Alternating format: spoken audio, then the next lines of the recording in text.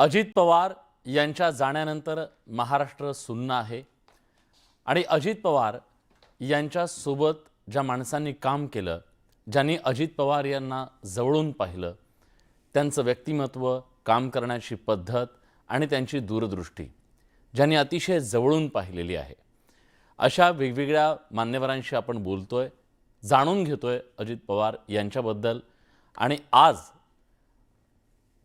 अजित पवार यांच्या अतिशय महत्त्वाकांक्षी अशा आणि जिथून त्यांनी त्यांच्या कामाची एक वेगळी ओळख निर्माण केली ते म्हणजे विद्या प्रतिष्ठान। या विद्या प्रतिष्ठानच्या मध्ये शरद पवारांनी जरी ते रोपटं लावलेलं असलं तरी अजित पवार यांनी आपल्या कार्यकर्तृत्वानं विद्या प्रतिष्ठान मोठं केलं, त्याला एका उंचीवरती नेऊन ठेवलं। याच विद्या प्रतिष्ठानचे विश्वस्त किरण गुजर आपल्यासोबत आहेत, अजित पवार यांचे सहकारी आहेत, अतिशय जवळून त्यांनी काम पाहिलेलं आहे। आणि मग निवडणुकीचं संचलन असेल किंवा अनेक गोष्टी कौटुंबिक दृष्ट्या सुद्धा अतिशय जवळचे असलेले किरण गुजरजी आता आपल्यासोबत आहेत। किरणजी, मला माहीत नाही आत्ता मी ज्या मुद्द्यांवर तुम्हाला बोलणार आहे दादांच्या संदर्भातल्या, की तुमच्या इतकं कोणी दादांच्या व्यक्तिमत्वाबद्दल सांगू शकेल की दादा नेमके कसे होते, तुमची आणि दादांची पहिली भेट कशी झाली, दादाने तुम्हाला विद्या प्रतिष्ठानमध्ये कसं आणलं? साहेब, दादांची माझी पहिली भेट 1986 साली मधली आहे। कारण मी काँग्रेस पक्षामध्ये काम करत होतो आणि आदरणीय पवार साहेब जेव्हा काँग्रेस पक्षामध्ये औरंगाबादचं अधिवेशन झाल्यानंतर आले, मी त्यावेळेला काँग्रेस पक्षाचा अध्यक्ष म्हणून बारामतीमध्ये काम करत होतो। आदरणीय पवार साहेबांनी जेव्हा आम्हाला एकत्र बोलवून घेतलं, पहिली मीटिंग केली आणि दादांचा जवळून परिचय करून दिला, तसा ते छत्रपती कारखान्याचे संचालक आहे ना, त्यांनी 84 सालचा तसा परिचय होता, परंतु राजकीयदृष्ट्या आम्ही वेगळे असल्यामुळे फारसा संबंध येत नव्हता। परंतु 86-86ला एकत्र आल्यानंतर मात्र पक्षाचा अध्यक्ष युवक काँग्रेसचा या नात्याने युवकांची फळी बारामती तालुक्यामध्ये निर्माण करण्याची गरज आहे आणि आदरणीय पवारसाहेब आता ज्येष्ठ नेते, त्यांना राज्यात देशात फिरायचे आणि त्याच्यासाठी बारामतीमध्ये मात्र तरुणांचा समन्वय साधण्यासाठी तरुण नेतृत्व पुढं पाहिजे म्हणून अजितदादांना आम्ही आग्रह केला आणि तिथून आमच्या कामाची सुरुवात झाली। पण हे कामाची सुरुवात होत असताना अजितदादांची जी कामाची पद्धत होती अगदी सुरुवातीपासून, म्हणजे ते आधी दुधाचा व्यवसाय करायचे, ते व्यवसायातून राजकारणात जेव्हा आले तेव्हा त्या परिस्थितीमध्ये तुम्हाला अगदी सुरुवातीला जाणवलं होतं का की अजित पवार यांच्यामध्ये एक नेता दडलेला आहे? कारण पवार कुटुंबातल्या बाकी कुणालाही पुढे न आणता शरद पवार यांनी अजित पवार यांना राजकारणात पुढे आणलं। काय रणनीती होती त्यांची आणि खरंच तेव्हा ती चुणूक दिसली होती का की त्यांच्यात एक नेता दडलाय? हो, बरोबर आहे। कारण काय की जर त्यावेळेच्या काळामध्ये 86चा पिरियड पाहिला तर पवार कुटुंबियामधले जे तरुण नेतृत्व होतं त्याच्यामध्ये काय झालं की छत्रपतीच्या राजकारणामध्ये कारखान्याच्या अजितदादा एकमेव होते, म्हणजे राजकीयदृष्ट्या त्यांनी ऑलरेडी पदार्पण केलेलं होतं। जसं बघितलं तर म्हणजे सार्वजनिक आणि आपण सहकारच्या माध्यमातून म्हणतो आणि त्यांच्या कामाची चुणूक सगळ्यांना दिसत होती, कारण अत्यंत कठोर परिश्रम हा त्यांचा पहिला स्थायीभाव होता आणि स्पष्ट आणि परखड बोलणं। याच्यामुळं काय झालं की असं वाटायचं की आता इथून पुढच्या राजकारणामध्ये, कारण राजकारणामध्ये एखादं राजकीय नेतृत्व जेव्हा काम करतं तेव्हा जनतेशी एकरूप होत असताना किंवा सुसंवाद साधत असताना, जनतेच्या अडचणी समजून घेताना काय होतं की प्रत्येकजण राजकीय, म्हणजे मी जनरल बोलतोय की लोकांना कागद घेणं किंवा त्यांची कामं ऐकणं, परंतु ते किती मार्गी लागतात हा विषय होता। तसा अनुभव मलाही होता। त्याच्यामुळं दादा अशी एकमेव व्यक्ती आम्हाला सगळ्यांनाच वाटली, आमच्या सगळ्या सहकाऱ्यांना, की जे थोडं झुकून देऊन काम करतील। कारण ते नेहमी काम करताना पण पवारसाहेबांच्या या बारामतीमध्ये की आमचे सगळे सिनियर मंडळी काम करायची आणि ते म्हणायचे की नाही, आपल्याला लोकांची कामं करताना थोडंसं स्पष्ट सांगावं लागेल, काम होणार असेल तर आपल्याला हो म्हणावं लागेल, त्या पद्धतीने आपण जाऊ। आणि मग त्यांनी त्याच्यामध्ये सुरुवात केली। कारण ही चुणूक ही तसं निवडायचा वगैरे प्रश्नच आला नाही, कारण बाकीची जी पवार फॅमिलीमधली इतर तरुण मंडळी होती त्याच्यामध्ये कुणी फारसं राजकीयदृष्ट्या त्याच्यामध्ये सहभागात नव्हतं। एक प्रशासक म्हणून दादांचं काम तुम्ही अतिशय जवळून पाहिलेलं आहे, विशेषतः विद्या प्रतिष्ठानचं जे काम आहे। कारण विद्या प्रतिष्ठानच्या प्रत्येक असं म्हटलं जातं की दगड माती तिथला झाडाच्या फांदीपासून प्रत्येक गोष्टीकडे अजितदादांचं बारकाईने लक्ष असायचं आणि विद्या प्रतिष्ठान मोठं करण्यासाठी दादांनी प्रचंड मेहनत घेतलेली होती। तर त्याबद्दल तुम्ही काय सांगाल? हो. अर्थात काय की 1972 साली आदरणीय पवारसाहेबांनी विद्यापीठ शिक्षण संस्थेची स्थापना केली. तेव्हा काही ते लिमिटेड स्वरूपामध्ये होतं, परंतु खऱ्या अर्थाने विद्यापीठांच्या पण कार्याला गती आली ती 1988च्या नंतर. साहेबांनी मुख्यमंत्री पदाची जबाबदारी स्वीकारली आणि साहेब जेव्हा राज्यामध्ये संपूर्ण कामकाज पाहायला लागले तेव्हा बारामतीतल्या विद्यापीठां संस्थेमध्ये ही बारामतीतली संपूर्ण कॉम्प्लेक्स हा आता आपल्याला विस्तृत मोठा करायचा आहे आणि तो बाहेर न्यायचा आहे. म्हणून बारामतीपासून 4 किलोमीटर अंतरावर रुईच्या माळावर बंजर जमीन त्या ठिकाणी दादांनी निवडली आणि त्यावेळेला लोक विनोदाने म्हणायचे की इतक्या लांब काय चालणार, हे बारामतीच्या बाहेर हे कसं होणार. परंतु त्याच वेळेला दादांना एक दूरदृष्टी होती की आपल्याला भविष्यामध्ये जे प्रकल्प शिक्षण संस्थेमार्फत राबवायचे त्यासाठी आपल्याला विस्तीर्ण आपल्याला जागा लागेल. आणि मग विद्यापीठांना त्यावेळेला पहिल्यांदा आर्ट्स सायन्स कॉमर्स कॉलेज आणि इंग्लिश माध्यमाच्या शाळांच्या इमारती बांधकामाला सुरुवात केली. तेव्हा अक्षरशः त्या माळरानावर खडक फोडून ब्लास्टिंग करून त्या ठिकाणी इमारती उभा राहिल्या. त्यावेळेला दादा स्वतः रात्रंदिवस त्या ठिकाणी बसून असायचे आणि त्यांचा एक स्थायीभाव होता की कोणत्याही इमारतीचं काम सुरू केलं की झाड मात्र पहिल्या दिवशी लावलं पाहिजे, कारण ज्या दिवशी इमारत पूर्ण होईल त्या दिवशी मात्र झाडं बऱ्यापैकी आपल्याला मोठी झाली असली पाहिजेत. या अनुषंगाने ते काम करत गेले. ते इव्हन 88 पासून टिल डेट म्हणजे विद्यापीठांचा आज जवळजवळ 250-300 एकराचा परिसर झाला आहे. याच्यामधल्या सगळ्या शैक्षणिक संस्था त्यांची इमारतं, त्याचे प्लॅन, त्याचे इस्टिमेट, त्याचे कामं करून घेणं, त्याचा दर्जा पाहणं आणि एवढंच नव्हे तर शिक्षण संस्थांमध्ये मिळणारे शिक्षण हे उच्च दर्जाचं झालं पाहिजे. त्याच्यामुळे त्याचा कटाक्षाने लक्ष होता.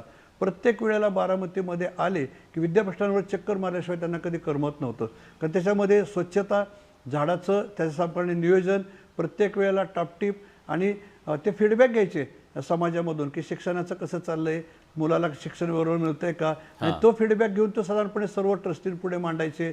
नंतर प्रशासनामध्ये सूचना द्यायचे आणि त्याची ते कार्यवाही करून घ्यायचे. अलीकडच्या काळामध्ये त्यांनी AI म्हणजे आर्टिफिशियल इंटेलिजन्स संदर्भामध्ये फार मोठ्या प्रमाणात लक्ष घातलं होतं. मध्यंतरी आपण 6 महिन्यापूर्वी मंत्रालयामध्ये काय बैठका घेतल्या, मग ते आपण बघितलं की मायक्रोसॉफ्ट संदर्भात चर्चा केली, काही तंत्रनिकेतन संदर्भात चर्चा केली आणि सांगितलं की भारतामधलं सगळ्यात मोठं AI सेंटर बारामतीमध्ये सुरू करायचे.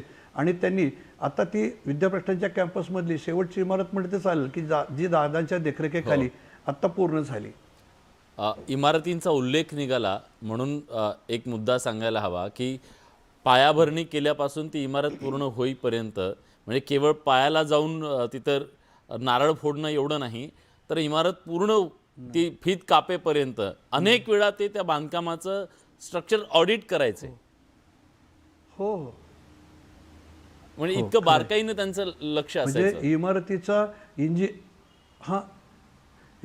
इमारतीच्या इंजिनियरची जेवढी वेळा भेट नसेल त्याच्यापेक्षा जादा भेट ही दादांची त्या बांधकामावर असायची. कारण पाणी मारले का नाही, पायाबरोबर झालाय का नाही, प्लिंथ उचलले, कारण प्लिंथ म्हणायचे आपल्याला उंच लेवलवर पाहिजे आणि त्या बांधकामाचा दर्जा, त्या प्रत्येक इमारत ही वेगळ्या डिझाईनची पाहिजे आणि त्याच्यामध्ये आणि त्याची रंगसंगती कसं असावी, त्याचं आर्किटेक्चर कसं असावं, सगळं बारकाईने ते पाहिजे प्रत्येक गोष्टीमध्ये. बरं, पण बघा किती म्हणजे दुर्दैवी भाग आहे हा. ज्या विद्याप्रतिष्ठानच्या मैदानावर त्यांनी अनेक सभा गाजवल्या, ज्या विद्याप्रतिष्ठानला सजवण्यासाठी उभं करण्यासाठी प्रचंड कष्ट घेतले, त्याच विद्याप्रतिष्ठानच्या मैदानाच्या कुशीमध्ये त्यांना विसावं लागलं आणि शेवटचा श्वास त्यांनी तिथं घेतला. हा किती दुःखद तुमच्यासाठी क्षण होता, कारण दादांना शेवटचा अग्नी तिथंच दिला की भयानक कारण तिथं दिला गेला. हेच आमच्या दृष्टिकोनातून अत्यंत दुःखदायक बाब आहे. वास्तविक पाहता त्यांचं सर्वाधिक प्रेम हे विद्याप्रतिष्ठान परिसरावर होतं. त्याच्यामुळं आमच्यासारख्याने त्या विचार केला की आपल्याला कुठेही ह्या जर आपल्याला अंत्यविधी करायचा असेल तर तो निश्चितपणे त्याची पहिली प्रायोरिटी आणि शेवटची प्रायोरिटी ही विद्याप्रतिष्ठानच होती. कारण ज्या माणसाने ज्या संस्थेमध्ये आपला जीव ओतला आणि अखेरचा जीव देखील त्याच ज्याला आपण म्हणतो की पार्थिव त्याच संस्थेच्या कॅम्पसमध्ये ठेवून त्याच्यावर संस्कार करावे लागले, याच्यापेक्षा दुर्दैवाची गोष्ट म्हणजे दुसरी कुठली नाही आणि असं दुःख कुणाच्याही वाट्याला येऊ नये. किरणजी, मी त्या दिवशी बारामतीत होतो आणि अख्खी रात्र मी तुम्हाला तो चौथारा उभा करताना, त्या सगळ्याचं नियोजन करताना धीरोदात्तपणे उभं असताना पण बघितलं. पण ते सगळं उभं करणं तुमच्यासाठी किती कठीण असेल, कारण तुमच्या डोळ्यासमोर तो सगळा पट गेला असेल. म्हणजे ह्या 40 वर्षातला सगळा पट तुमच्या डोळ्यासमोर गेला असेल जेव्हा तुम्ही त्यांच्या शेवटच्या निरोपाची तयारी करत होतात?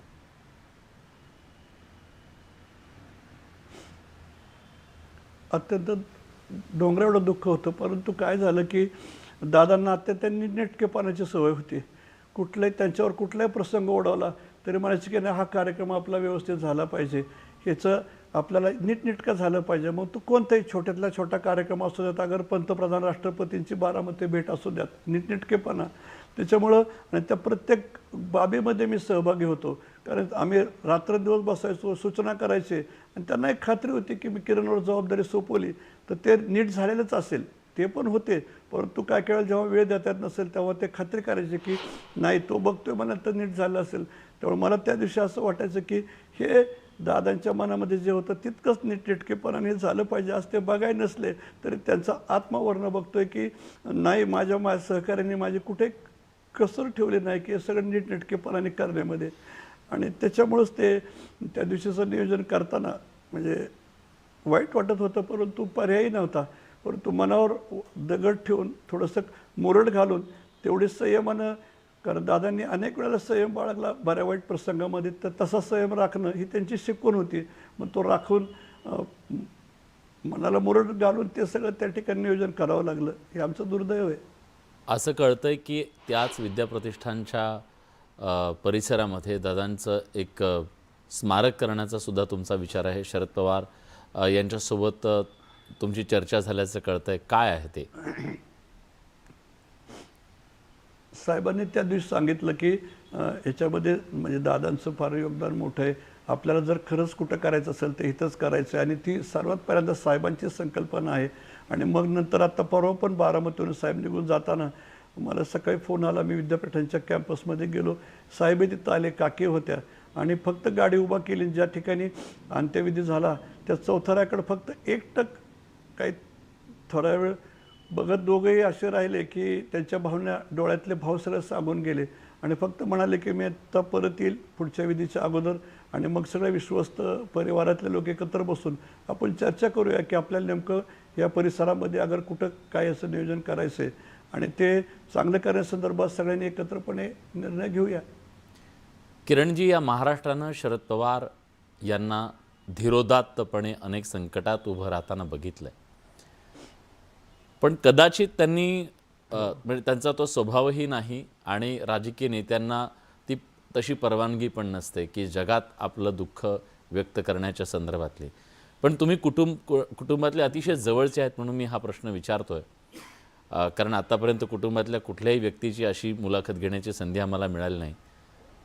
शरद पवार यांच्यावरती हा किती मोठा आघात होता, कारण जरी ते तसे मुलगा नसले तरी मुलापेक्षा कमी नव्हते दादा. बरोबर आहे. सर्वात मोठा आघात माझं म्हणणं आहे पवार साहेबांवरच आहे. कारण मी साहेबांना आम्ही साहेबांच्या चेहऱ्याकडं, डोळ्याकडं पाहिलं तरी साहेबांचे भाव कळतात. काही न बोलता साहेब नाही बोलले तरी आम्ही समजू शकतो.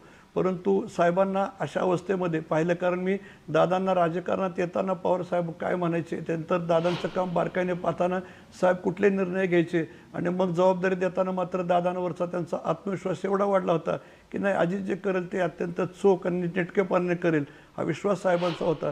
त्याच्यामुळं खऱ्या अर्थाने साहेबांचे स्वप्न बारामतीमध्ये साकार करण्याचं काम, म्हणजे साहेबांनी एखादा पाया रचला असेल परंतु त्याच्यावर कळत चढवण्याचं काम दादा करत असताना मात्र साहेब आता बघत होते की विकास कामं ही कधी न थांबणारी प्रक्रिया आहे. परंतु आता पुढं बारामतीचा विकास आणि त्यात अजितदादांची उणीव मला साहेबांच्या नजरेत दिसत होती.